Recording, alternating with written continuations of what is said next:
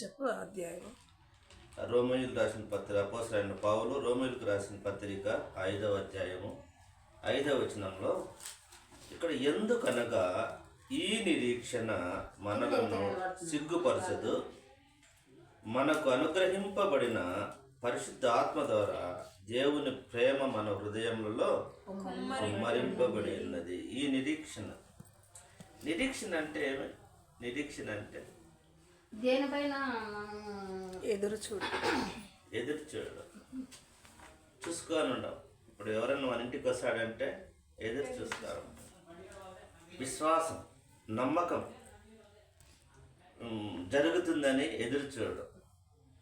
రైతులు మరి గింజలు వేసి 3 నెలల వరకు ఏం చేస్తారో కాసుకొని ఉంటారు పండేంత వరకు. అది నిరీక్షణ, ఎదురు చూడటం, ఓపిక కలిగి ఎదురు చూడటం. దేవుని పైన ఉన్న నిరీక్షణ మనల్ని సిగ్గుపరచదు. ఈ మాట మనం బాగా జ్ఞాపకం చేసుకోవాలి. దేవుడు నాకు పలానా పని చేస్తాడు, నాకు సహాయం చేస్తాడని ఎదురు చూడడము ఎటువంటిది సిగ్గుపరచదు. దేవుని బయటలో ఉన్న నిరీక్షణ ఏం చేస్తుందంట? మనల్ని సిగ్గుపరచదు. కాబట్టి ఎదురు చూడడంలో మనకు సిగ్గు అనేది రాదు. ఒకవేళ మనసుల కల్లా ఎదురు చూస్తే వాళ్ళు చేయకపోతే మనకు అవమానంగా ఉంటుంది. అవునా కదా? పలానా వ్యక్తి నీకు డబ్బులు ఇస్తానని ఇవ్వలేకపోతే సమయానికి అవమానం, పలానా పని చేస్తానని చేయలేకపోతే ఇబ్బంది. కానీ నువ్వు దేవుని కోసం ఎదురు చూస్తావు చూడు, ఆ నిరీక్షణ మన జీవితంలో ఎప్పుడు సిగ్గుపరచదు. నా దేవుడు నాకు ఒక పని చేస్తాడు, నువ్వు ఎదురు చూస్తావు చూడు, దానిని సిగ్గుపరచకుండా చేసేదే దేవుని నిరీక్షణ. ఈ నిరీక్షణ గురించి మరి కొన్ని విషయాలు మనం ధ్యానించుకుందాం. మరి రోమీయులకు రాసిన పత్రిక 4:18 చూస్తే, రోమా 4 పక్క పేజీలో ఉంటుంది, అది 18 ఆ పక్కన ఉంటుంది. నీ సంతానము ఇలా ఉండునని చెప్పిన దానిని బట్టి తాననేక జనములకు నిరీక్షణకు ఆధారం లేనప్పుడు అతను నిరీక్షణ కలిగి నమ్మినప్పుడు. ఇక్కడ చూడండి, ముసలాడు అయిపోయినాడు, భార్య ముసలాం అయిపోయింది, పిల్లలు పుట్టే ఛాన్స్ లేవు. అప్పుడు దేవుడు వచ్చేసి నీ సంతానం విసుగురేని వాళ్ళంతా అయితే అదంటే ఏం నమ్మడానికి ఆధారం, నిరీక్షణకు నమ్మడానికి ఆధారం లేనప్పుడు నమ్మినాడు అబ్రహాం. ఎంత గొప్ప మాట కదా! నేను అదే నా కొడుకు చెప్పాను, మనకు ఉండడానికి ఒక ఇల్లు లేదు, దేవుడు వచ్చి నీకు 100 ఇళ్ళు ఇస్తానంటే ఎక్కడ నమ్ముతాం? 100 ఇళ్ళు కట్టాం, ఒక ఇల్లే లేనవు, 100 ఇళ్ళు ఎక్కేస్తాం. మనమైతే నమ్మలేదు. కానీ అబ్రహాం నమ్మినాడు. నీకు పిల్లలు లేరు, ముసలాడు అయిపోయినావు, వయసు అయిపోయింది, నీ సంతానం లెక్క పెట్టి ఇసుకురేణువులంతా అంటే ఇసుకురేణువులు లెక్క పెడతాము మనము, లెక్క పెట్టి అంతమందిని ఇస్తానంటే ఎట నమ్మినాడు చూడ? ఆధారం లేనప్పుడు నిరీక్షించినాడు దేవుని పైన విశ్వాసం. కానీ సిగ్గుపరిచినాడా? లేదు. ఈరోజు నీ నిరీక్షణ, మన నిరీక్షణ, మనం ఏదైతే దేవుని కోసం ఎదురు చూస్తున్నామో ఇది జరగాలని, ఆ నిరీక్షణ ఎప్పటికీ మనల్ని సిగ్గుపరచదని మనము జ్ఞాపకం చేసుకోవాలి. ఈ నిరీక్షణ ద్వారా కొన్ని ఆశీర్వాదాలు, ఈ నిరీక్షణ ద్వారా కొన్ని దీవెనలు, నిరీక్షించడం ద్వారా కొన్ని దీవెనలు వస్తాయి. అది చూడండి, మొదటిది ఇర్మియా గ్రంథం 17:7 ఏముందంటే, మొట్టమొదట ఒక నిరీక్షణ ద్వారా ఒకటి మనకు జరుగుతుంది. దేవుని నిరీక్షించడం. ఇర్మియా గ్రంథం 17:7 వచనం, యెహోవాను నమ్ముకున్నవాడు ధన్యుడు, యెహోవా వానికి ఆశ్రయముగా ఉండును. చాలా ఇక్కడ నిరీక్షించడం ద్వారా, నమ్మడం ద్వారా జరిగిన కార్యం ఏమంటే ఆశ్రయముగా ఉంటాడు. ఆశ్రయం, పలానా వ్యక్తి దగ్గర మనం ఆశ్రయం పొందుతామంటూ ఉంటాం. ఆ కాలంలో ఇశ్రాయేలీలు ఎవరైనా ఒకరిని కొట్టి చంపినా, తప్పు చేసినా వాళ్ళు దాగుకోవడానికి ఒక ఆశ్రయ పురములు నిర్మించిన్నాడు. పొరపాటున ఎవరైనా ఒక వ్యక్తిని కొట్టినా మళ్ళీ వాళ్ళు వచ్చి, లేదంటే మన రివెంజ్ తీర్చుకుంటారు కదా, కొట్టడానికి ఇష్టపడతారు. పొరపాటు ఒక మనిషిని చంపినా వాళ్ళు వచ్చి ఈయన చంపుతాడని, అప్పుడు ఈయన ఎక్కడ ఉండాలి? ఒక ఆశ్రయ పురం దగ్గరికి చేరుకోవాలి. దేవుడే చెప్పాడు, ఆ ఆశ్రయపురం లేకపోయిన వాడిని ఎవరు కొట్టకూడదు, చంపకూడదు. అదే ఒక దుర్గము లాంటిది. ఈరోజు మనము నిరీక్షణ ద్వారా మనకు ఏమి కలుగుతున్నదంటే ఒక ఆశ్రయము కలుగుతుంది. అంటే మనకు సురక్షితమైన ప్రదేశము, లేదంటే మనం నివసించడానికి యోగ్యమైన ప్రదేశం, భయము లేకుండా అక్కడ ఉండడానికి కావాల్సిన ప్రదేశం అనేది దేని ద్వారా వస్తుంది? అది నిరీక్షణ ద్వారా. ఎవరి మీద? మనసులో నిరీక్షిస్తేగా. నువ్వు మనసుల పైన నిరీక్షణ కలిగితే చెడిపోతాం. దేవుని పైన నిరీక్షణ మనం సిగ్గుపరచదు, కార్యం జరిగిస్తుంది. నా బిడ్డలకు, నాకు ఈ కార్యం నా దేవుడు చేస్తాడని నువ్వు ఎదురు చూస్తూ ప్రార్థన చేస్తూ ఉంటే నిన్నెప్పటికీ ఆ ప్రార్థన, ఆ నిరీక్షణ నిన్ను సిగ్గుపరచదని దేవుడు ఈ మధ్యాహ్నం కాల వేళ మనకు వింటున్న మనతో మాట్లాడుతున్నాడు పరిశుద్ధాత్మ దేవుడు. నువ్వు ఏదైతే దేవుని కోసం ఎదురు చూస్తున్నావో, ఏ కార్యమైతే నీ ఇంటిలో జరగాల, నీ జీవితంలో జరగాల, ఇది నాకు కావాలని నువ్వు నిరీక్షణ కలిగి ప్రార్థన చేస్తూ, అన్యాయమైన కోరికలు కాదు. ఇక్కడ మళ్ళా క్యాప్షన్ అప్పుడు పెట్టుకోవాలి. దేవునికి ఇష్టమైన వాటి కోసం నిరీక్షణ నువ్వు నూరేళ్ళు నిరీక్ష చేసినా అది ఇవ్వడు. దేవుని చిత్తానుకూలముగా, లేదంటే యోగ్యమైనదిగా నువ్వు దేవుణ్ణి అడిగితే దానికి నిరీక్షణకు నీకు సిగ్గుపరచుకున్న ఖచ్చితంగా దేవుడు ఇస్తాడు, ఆశ్రయముగా ఉంటాడు. కాబట్టి ఆయన ఆశ్రయముగా ఉన్నాడు. అలాగే చూడండి, కీర్తన 91:4 కూడా ఏముందంటే, 91:4, 91 కీర్తన 94,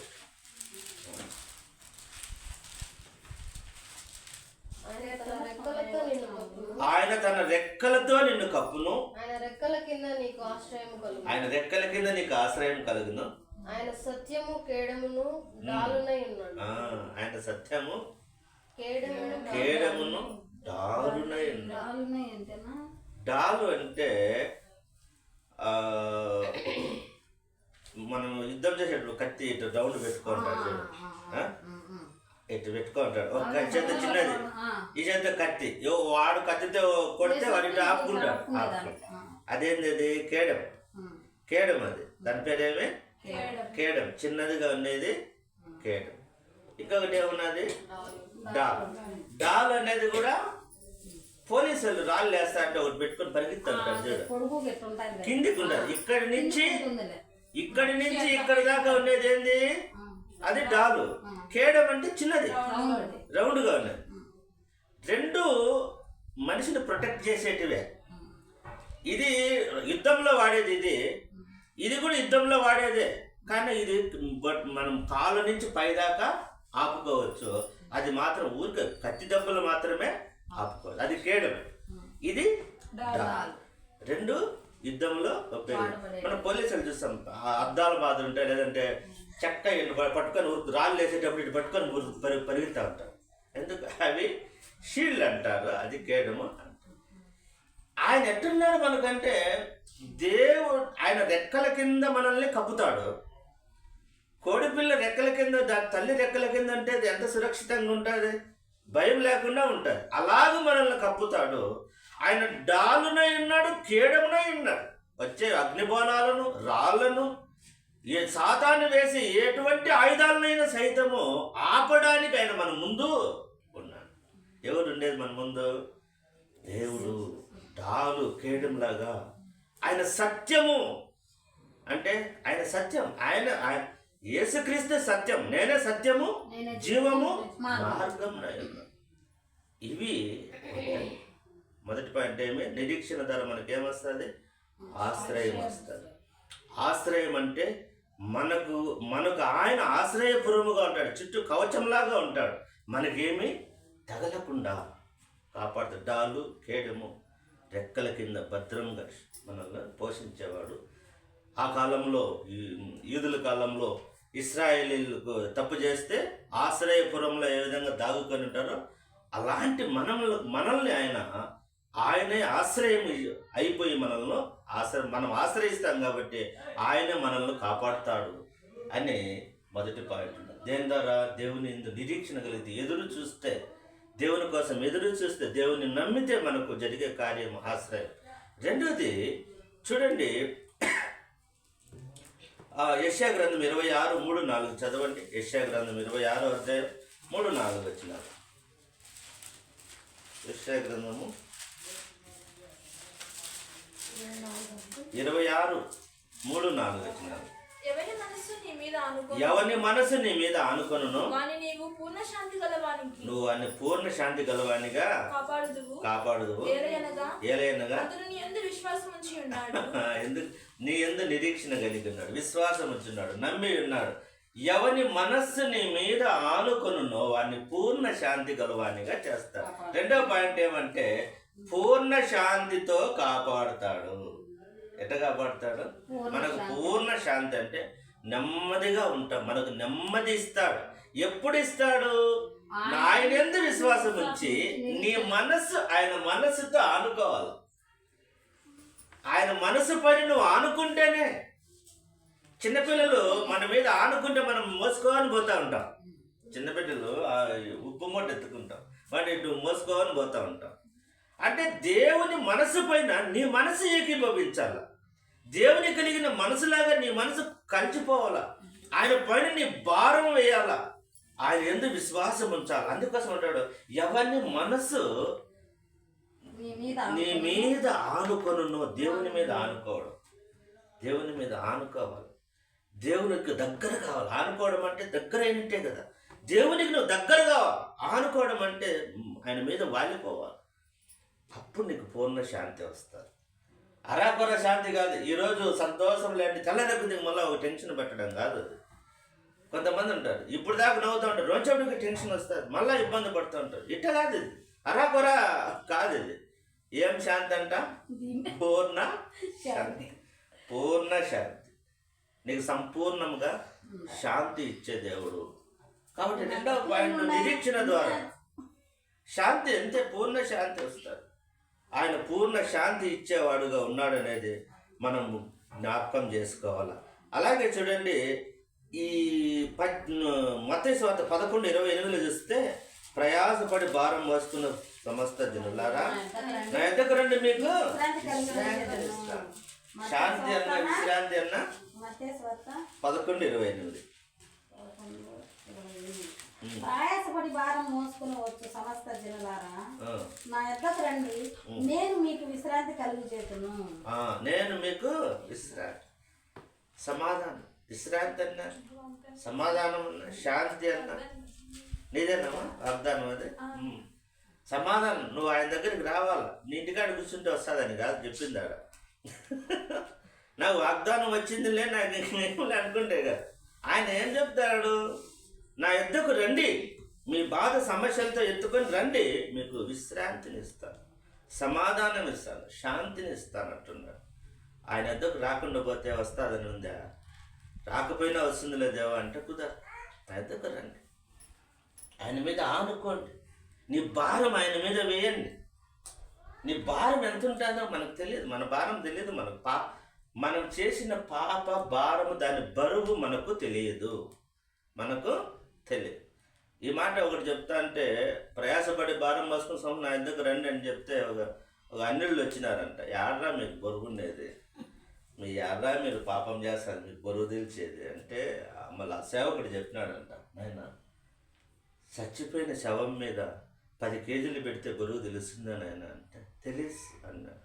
100 కేజీలు పెడితే, టన్ను పెడితే.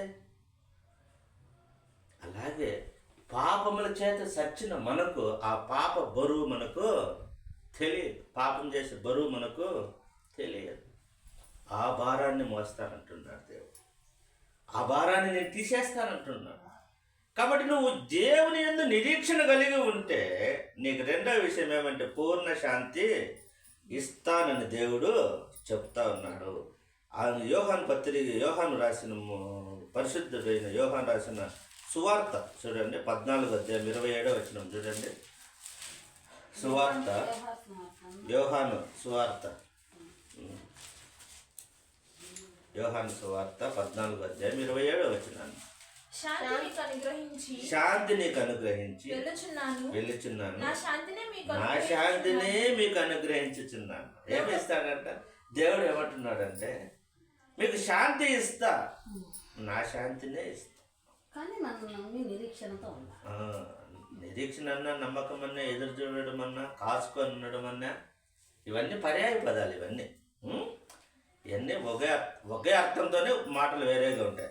అంటే నిరీక్షించడం అన్నా, ఎదురు చూడడం అన్నా, కాచుకొని ఉండడం అన్నా, నమ్మడం అన్నా ఒకటి. నాకు దేవుడు చేస్తాడు ఈ దాన్ని, దేవుడు వస్తాను ఎదురు చూడడము, నిరీక్షించడము, కాచుకొని ఉండడము, చేస్తాడని నమ్మడము కూడా ఇవన్నీ పర్యాయ పదాలు. కాబట్టి ఇవన్నీ ఏం చేస్తాను, నువ్వు దేవుని నమ్మడం ద్వారా మొదటి పాయింట్ ఏం చెప్పుకున్నాము, ఆశ్రయముగా ఉంటాడు, కాపాడుతాడు. రెండోది నీకు పూర్ణ శాంతి, అరాకొర కాదు. ఇప్పుడేమంటున్నాడు, నా శాంతినే నేను మీకు ఇస్తా, నా సమాధానమే మీకు ఇస్తా. ఎవరో ఇచ్చినట్లు కాదు, నేను ఇస్తా. నా కలిగి ఉండేది నేను శాంతి. ఎందుకంటే శాంతి అన్న సమాధానం అన్న ఒకటే. సమాధానానికి అధిపతి ఆయన. సమాధానం ఎక్కడ దొరకదు, యేసుక్రీస్తు దగ్గర తప్పనిచ్చి ఆ వస్తువు అంగిట్లో దొరకదు. ఆయనే సమాధానానికి అధిపతి యేసుక్రీస్తు ప్రభు. ఆయన దగ్గర సమాధానం ఉన్నది, ఇంకెక్కడే కానీ సమాధానము దొరకదు. కాబట్టి ఇది మనం జ్ఞాపకం చేసుకోవాలా, నిరీక్షణ కలుగుట. ఈరోజు మీరు ఏ నిరీక్షణ కలిగి ఉన్నారో, దేనికోసం మీరు ఎదురు చూస్తున్నాడో అది మిమ్మల్ని సిగ్గుపరచదని మనం జ్ఞాపకం చేసుకోవాలి. మేము మనుషులను నమ్మి మోసపోయినామంటాం. ఇది అట్ట జరగదు, సిగ్గుపరచదు మనల్ని. ఒకవేళ మనల్ని ఈరోజు ఎగతాళి చేయొచ్చు, ఏం దేవుని నమ్ముకునిందంటే ఎందుకు జరుగుతుంది అంటే అనుకుంటూ ఉంటారు. ఒకరోజు వాళ్ళు నమ్మిన దేవుడే గొప్పోడు, ఆమె అనుకున్నవన్నీ జరిగావి అని ఒకరోజు వాళ్ళే ఎవరైతే సిగ్గుపరచాలనుకుంటారో వాళ్ళే సిగ్గుపడతారు. ఇంకొకటి మూడోది చూడండి, యెషయా గ్రంథం 45:17 చూడండి. యెషయా గ్రంథం 45:17 మూడో పాయింట్. యెషయా గ్రంథము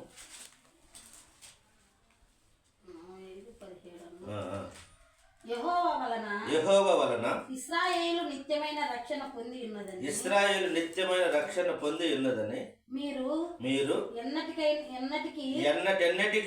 సిగ్గుపడకయు విస్మయం పొందకయు నుందురు. యెహోవా వలన ఇశ్రాయేలుకు, దేవుని వలన ఇశ్రాయేలుకు నిత్యమైన రక్షణ పొంది ఉన్నది.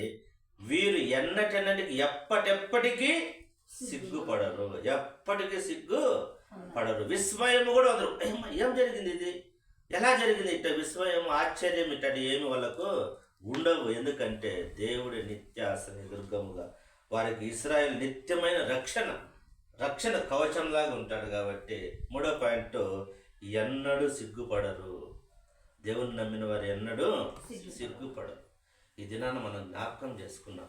యేసుక్రీస్తు ప్రభుల వారు నమ్మిన వారు ఈరోజు హతసాక్షులు ఎందుకు అవుతున్నారు, అవమానాలు ఎందుకు ఎదుర్కొంటున్నారు, వారిని కొడతానో ఎందుకు కొట్టించుకుంటానంటే ఇది ఇక్కడ మనకు కలిగేది అవమానం కాదు, మనకు కలిగే ఆ మహిమ ఎదుట ఇవన్నీ లెక్కలేక రావని వాళ్ళు ధైర్యంగా ముందుకు వెళ్తా ఉన్నారు.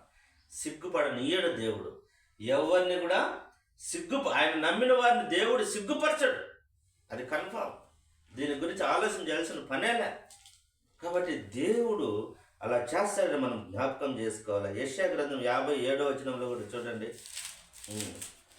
యెషయా గ్రంథము 57 కాదు, 50వ అధ్యాయము 7వ వచనం.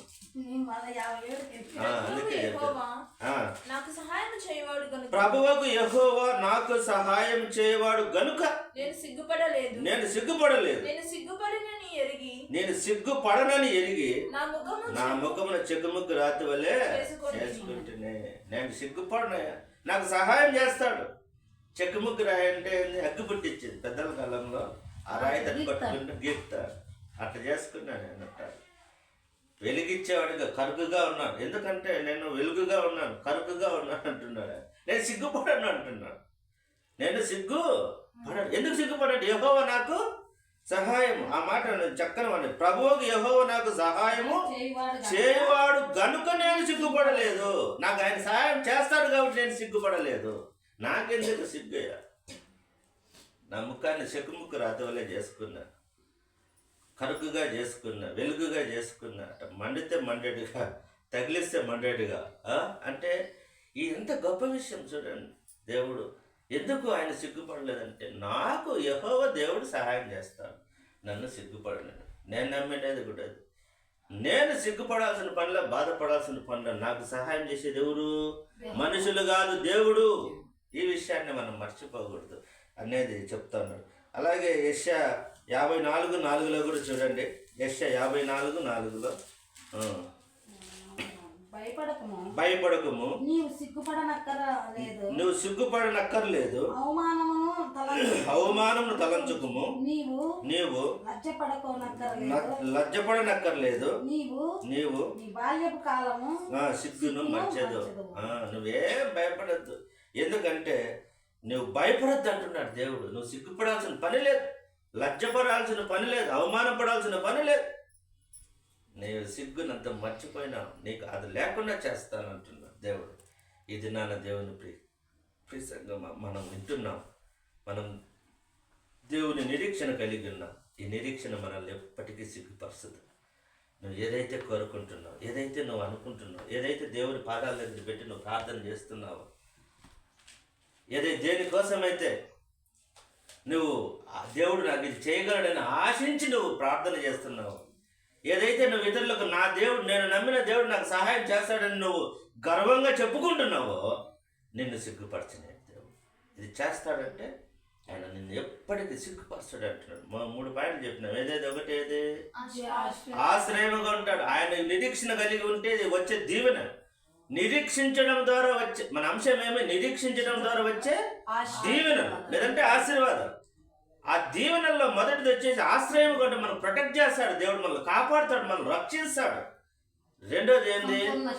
సంపూర్ణ శాంతి ఇస్తాడు. ఊరికే కాపాడి బిక్కు మనం బతకాల్సిన పని లేదు. మనం ధైర్యంగా ఉంటాం. ధైర్యం ఎప్పుడు వస్తుంది? సమాధానం ఉన్నప్పుడు, ధైర్యంగా ఉన్నప్పుడు, సమాధానం ఉన్నప్పుడు ధైర్యం వస్తుంది.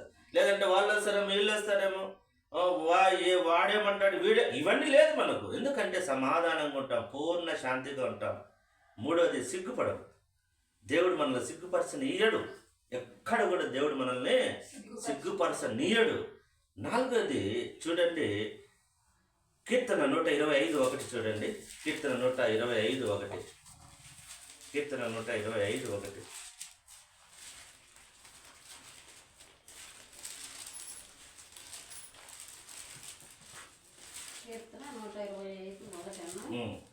యెహోవా యందు నమ్మికించువారు కదలక నిత్యము నిలుచు సియోను కొండవలే నిలుదురు. ఎట్టుంటారంట? ఆయన ఎందు నమ్మికించేవారు, ఆయన ఎందు నిరీక్షించేవారు ఎట్టుంటారంటే 4వ పాయింట్, కదలక క్రీస్తులో నిలిచి ఉంటారు. కదలకుండా క్రీస్తులో ఉంటారు. కదలక ఆడే ఉంది. కదలక నిలిచి సియోను కొండవలే ఉంటామంట. కదలం మనం క్రీస్తులో కదలడం అంటే చంచల స్వభావం. ఈడు ఇప్పుడు ఒక మాట చెప్తాడు, రేపు ఒక మాట చెప్తాడు. అంటే నిలకడ లేకుండా ఉండడం. దాన్ని ఏమంటారు, ఇంకొక కూడా అంటారు చంచల స్వభావం అంటారు. ఈడు నిలబట్టి వాడరా నాయన, ఈడు పల్సన అయిపోయినాడు, ఈడు ఇప్పుడు ఎక్కడ ఉంటాడు కూడా తెలియదు అంటారు. ఇక్కడ దేవుడు ఏం చెప్తాడంటే క్రీస్తులో మనం నిలిచి ఉంటాం, నిలకడగా ఉంటాం, కదలం. దేవుడు మనల్ని కదిలించ స్థిరమని. ఇంకొక మాట, మిమ్మల్ని స్తంభం మాదిరి చేసిందని జయించువానని అని ప్రకటన గ్రంథంలో గుర్తురాల ఆ మాట ఉంది. మిమ్మల్ని జయించువానని స్తంభం వలే చేస్తానంటున్నా. కాబట్టి ఇవన్నీ ఎందుకు అంటే మనం కదలం. అంటే చిన్న విషయాలకు కదిలిపోం, చిన్న విషయాలకు కూడా కదిలిపోతూ ఉంటాం. కొంతమంది చిన్న విషయాలకు కూడా ఏం చేస్తారు, కదిలిపోతూ ఉంటారు. మనము స్థిరమైన నమ్మిక ఇచ్చేవారు కదలక నిత్యం నిలిచి సియోను కొండవలే ఒక స్టెబిలిటీ కలిగి ఉంటాం, ఒక స్థిరత్వం కలిగి ఉంటాం. ఎందుకు మనల్ని అట్లా స్థిరపరుస్తారు దేవుడు? పాట ఏందో మనం ఇబ్బంది వచ్చింది కదా, స్థిరపరచువాడు బలపరచు. కాబట్టి దేవుడు మనల్ని ఏం చేస్తాడు, స్థిరముగా నిలిపేవాడు, కదలనీయడు. అందుకోసం కీర్తన 16:8 కూడా ఏముందంటే 16:8 కీర్తన 16:8 సదాకాలం యెహోవా యందు నా గురి. కీర్తన 16:8 సదాకాలం యెహోవా యందు నా గురి నిలుపుచున్నాను. నా గురి నేను ఎందుకంటే నేను అట్టాటి చేయడంలే, నిన్న సదాక ఎప్పుడు నా దేవుని పైనే నా గురి, కదలడంలే. అంటే ఇప్పుడు రోజు ప్రార్థన చేసి నాకు దేవుడు మేలు చేయలేదు మళ్ళీ వదిలేసి ఇంకొక దగ్గరికి వెళ్ళిపోయేసి ఆడ మేలు తెలియదు ఇంకొక దగ్గరికి పోయేసి ఇట్లా కాదు. నేను దేవుని ఎందుకు గురి పెట్టుకోండా, నా గురి ఆయనే. ఎప్పటికి ఎట్టుంటాడు ఆయన? సదాకాలం నా గురి యెహోవా యందు నిలుపుచున్నాను. చదువు సదాకాలం నా గురి 16 కీర్తన 8 సదాకాలము సదాకాలము యెహోవా యందు నా గురి నిలుపుచున్నాను. ఆయన నా కుడి పార్శ్వమున ఉన్నాడు కనుక నేను ఇప్పుడు మనం కదిలించబడి. ఎందుకు? దేవుడు నా కుడి పార్శ్వం ఉన్నాడు. నా కుడి పక్కన నా దేవుడు ఉంటే నేను ఎందుకు కదులుతా? స్థిరంగా కదిలించబడడం అంటే చిన్న చిన్న విషయాలు ఉలిక్కిపడడం, బాధపడడం, చంచల స్వభావం, అటు తిరగడం ఇటు తిరగడం, ఏం జరుగుతుందేమో అంటే మనసు కదిలిపోతూ ఉండడం జరిగిపోతాం. కానీ స్థిరత్వంగా ఉంటాం, స్టెబిలిటీగా ఉంటాం, దేవుని కోసం నిరీక్షణ కలిగి ఉంటాం. నా దేవుడు నన్ను ఎట్టైనా రక్షిస్తాడు. మరి వాళ్ళు షడ్రక్ మెషక్ అబద్ధగాళ్ళు అగ్నిగుండం లేచాలి, కదిలిపిన వయమ్మ నన్ను చంపేస్తారు, అగ్గి కాలుతుంది, మేము మా ప్రాణాలు పోతే భయపడే స్వామి నువ్వు చెప్పినట్టు చేస్తామన్నారా? కదల్లా వాళ్ళు 3:12 ఏది ప్రకటన 3 స్థిర, అది బలమైన పునాది వల్లే ఉంటుంది అనేది. Sir correct. చూడు ప్రకటన 3:12 జయించు వారిని దేవుని ఆలయంలో దేవుని ఆలయంలో ఒక స్తంభముగా ఎట్టుంటామంట. స్తంభం అంటే పిలిచినా కూడా పలకకుండా అట్టే నిలబడుకోండి ఏమంటాం మనం చెప్పండి? జయించు వాణిని నా దేవుని ఆలయంలో ఒక స్తంభముగా. అంటే స్తంభం అంటే ఒక మూల కారణంగా చేస్తాను నిన్ను. ఆ స్తంభం అంటే దానిపైన అనేక ఆధారపడి ఉంటాయి. ఆ స్తంభం నుంచి పడిపోతుంది. అంటే ఒక ముఖ్యమైన వ్యక్తిగా చేస్తానండి. స్తంభం అంటే ఏమన్నా స్తంభం మాదిరి పలకొండ అని అట్ట కాదు, మనం తిడతాం. అందుకంటే ఈ స్తంభం మాదిరి మనల్ని చేస్తానని దేవుడు చెప్తా ఉన్నాడు. అంటే స్థిరత్తుగా నిలుపుతాడు, స్థిరముగా నిలుపుతాడు మనల్ని. ఏమా ఓనా మేడం? భవిత అమౌంట్ అప్పుడు తీసుకునేసిందా? కాబట్టి జ్ఞాపకం చేసుకున్నాం 2 విషయాలు మనము. 4వది వచ్చేది కథలకు క్రీస్తులో నిలిచి ఉంటాము అనేది ఇంకొక విషయం ఉన్నది. కీర్తన 27:14 చూస్తే యెహోవా కొరకు కనిపెట్టుకుని ఉంటుము ధైర్యం 27:14 యెహోవా కొరకు కనిపెట్టుకొని ఉండుము ధైర్యం తెచ్చుకొని హృదయం నిబ్బరముగా ఉంచుకొనుము. ధైర్యం తెచ్చుకొని నిబ్బరంగా ఉండు, కదలకుండా ఉండు. మనం చెప్పాలంటే మరి దున్నపోతు మీద వర్షం పడినట్టు అంటాం. మీరు వర్షం పడుతుంది, ఏం కుదురుతుంది, ఎట్టే ఉంటుంది. అంటే ఎన్ని సమస్యలు వచ్చినా దేవుని పైన గురి నిలిపి ధైర్యంగా నిబ్బరం కలిగి ఉండాలి. అది స్థిరత్వం అంటే, అది కదలకుండా ఉండడం అంటే. ఎన్ని సమస్యలన్నా రానిలే, ఆ ధైర్యం అనేది విడిచిపెట్టకూడదు. అందుకే ఈ మాట చెప్పింది. ఎందుకంటే నీ హృదయం నిబ్బరముగా నుంచుకొని యెహోవా కొరకు కనిపెట్టుకోండి. నువ్వు ధైర్యం గుండె నిబ్బరం చేసుకో, నువ్వు దేవుని కోసం కనిపెట్టుకో. అప్పుడు నీకు స్థిరత్వం. ఇంకేం దేవుడు చేస్తాడు, దేవుడు కూడా సాయం చేయలేని చెప్పి ఇంకొక పై తిరుగుకుంటూ ఉండడం కాదు. కాబట్టి నిబ్బరం కలిగి ఉన్నారు. 5వ విషయం చెప్పి నేను ముగిస్తాను. చూడండి, ధన్యకరమైన వారుగా ఉంటారట. కీర్తన 1:2 కీర్తన 1:2లో కీర్తన 2వ వచనంలో ఏముందంటే ధన్యకరముగా ఉంటాం మనం. యెహోవా ధర్మశాస్త్రమును ఆనందించుతూ ధ్యానించువాడు ధన్యుడు. ధన్యుడు అంటే ఆశీర్వదించబడినవాడు. ఇంకొక పదం ఏమంటే ధన్యుడు అంటే ఆశీర్వదించబడినవాడు. ధన్యుడన్నా వాడే, ఆశీర్వదించబడినవాడన్నా ఒకటి. ఇక్కడ యెహోవా ధర్మశాస్త్రమును దివారాత్రం కనిపెట్టుకొని చదివేవాడు వాడు ధన్యుడు, ఆశీర్వదించబడినాడు. 5వ విషయం ఏంటంటే ధన్యకరమైన వారుగా ఉంటాం. దేవుని కోసం నిరీక్షణ కలిగి ఉంటే ఆశీర్వదించబడిన వాడుగా, ధన్యకరమైన వాడుగా మనం ఉంటామని దేవుని వాక్యం చెప్తుంది. అలాగే యెషయా గ్రంథం 30:18 చూస్తే యెషయా గ్రంథం 30:18 యెషయా గ్రంథము 30వ అధ్యాయము 18వ వచనం. కావున మీ యందు దయ చూపవలెనని యెహోవా ఆలస్యం చేయుచున్నాడు. మిమ్మల్ని కరుణింపవలనని ఆయన నిలువబడి ఉన్నాడు. ఆయన నిలువబడి ఉన్నాడు. యెహోవా న్యాయము తీర్చు దేవుడు. ఆ, ఆయన నిమిత్తము కనిపెట్టుకుని వారందరూ ధన్యులు. ఇప్పుడు ఏం చేయాలంట? ఆయన కరుణించాలని ఆలస్యం చేస్తా ఉన్నాడు. నువ్వు ఆ లోపల తొందరపడి ఊరకద్దు అంటున్నాడు. ఆ లోపల నువ్వు వెళ్ళిపోవద్దు అంటున్నాడు. నీకు మంచిది ఇవ్వాలని, నిన్ను కరుణించాలని ఉన్నాడు. అలాగే దయ చూపాలని ఉన్నాడు. నువ్వు దయ చూపాలా అన్నప్పటికీ వెళ్ళిపోతాయి. ఇప్పుడు మన ఇంటి దగ్గర ఎవరైనా వస్తారు, మనం ఏదైనా వానికి ఇవ్వాలనుకున్నప్పుడు వాడు ఊరు ఇల్లు దాటుకుని వెళ్ళిపోతే ఏమవుతుంది? మళ్ళీ ఇంటికి ఎత్తుకొని వస్తాం, అంతే కదా? అంతే. ఇక్కడ కూడా అంతే. దేవుడు నీకు దయ చూపాలని ఆలస్యం చేస్తా ఉన్నాడు. నువ్వు ఆ లోపల వెళ్ళిపోతే నాకు వదిలేదావా అంటే కాబట్టి దీన్ని మనం జ్ఞాపకం చేసుకోవాలా. ధన్యులుగా ఉంటాం దేవుడు. 5 పాయింట్లు మనం మాట్లాడుకుందాం. నిరీక్షణ ద్వారా మనం దేవుని యందు నిరీక్షణ ఉంచడం ద్వారా కలిగే 5 దీవెనలు మనం తెలుసుకున్నాం. 1 ఆశ్రయముగా ఉంటాం. మరి సంపూర్ణ శాంతి, పూర్ణ శాంతి ఇస్తాడు. 3వది సిగ్గుపడకుండా చేస్తాడు, సిగ్గు లేకుండా చూస్తాడు. 4వది కదలకుండా ఉండే క్రీస్తు నిలిచి ఉండే సీఎను కొండవలే ఉంటాము. 5వది ధన్యకరమైన వారుగా ఉంటాం.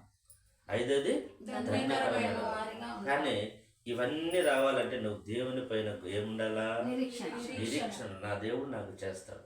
ఆయన కోసం కనిపెట్టుకొని ఉండము. ఆయన పాదాల చెంత కనిపెట్టుకొని ఉండాలా. ఎందుకంటే ఆయన మనల్ని చూసేవాడు. ఎలా కనిపెట్టుకో ఉండాలంటే ఒక మాట ఉన్నది. 123 2వ వచనం చూడు, చెప్పి ముగిస్తాను. 123వ కీర్తన 2వ వచనం ఎట్లా కనిపెట్టుకోవాలంటే అది చెప్తాడు. దేవుడు వాక్య మాట చెప్తాడు. కీర్తనకారు రాస్తాడు. 123 2వ వచనం. 120 దాసుల కన్నులు తమ యజమాని చేతి తట్టు దాసి కన్నులు తన యజమానురాలి చేతి తట్టును చూచునట్లు మన దేవుడైన యెహోవా మనలను కరుణించే వరకు మన కన్నులు ఆయన తట్టు చూచుచున్నవి. ఇప్పుడు 2 ఎగ్జాంపుల్ చెప్పినాడు. మనం ఎట్లా నిరీక్షించాలంటే యజమాని దగ్గర పని చేసేవాడు ఇంక సాయంత్రం అయ్యా పనికి పోయి ఇంక ఇంటికి పోతానంటే ఏమన్నా ఇస్తాడేమో చేతికల్లో చూసుకో అంటాడు. ఏమన్నా ఇస్తాడేమో అని.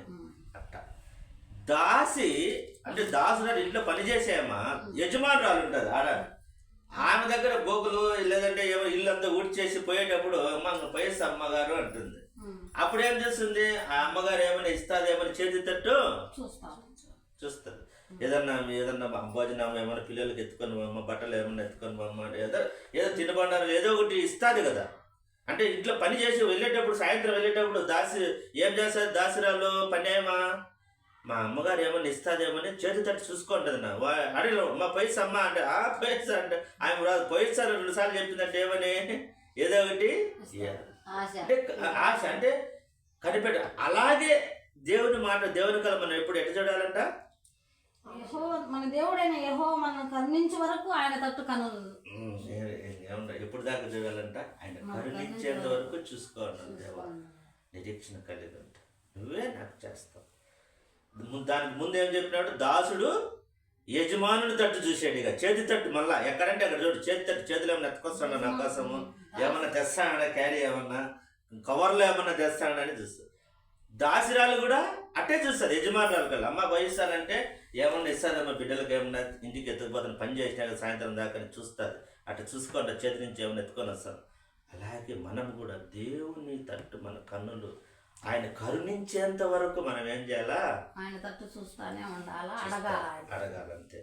ఇది నిరీక్షణ. చూడడం అంటే కరుణించేంత వరకు చూడడం నిరీక్షణ. ఆనందం వచ్చండి చేతి తోరలేదని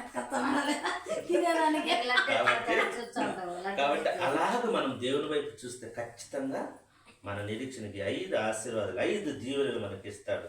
మరి అటువంటి కృప అటువంటి భాగ్యం దేవుడు మనందరికీ దయచేయును గాక. ఆమేన్.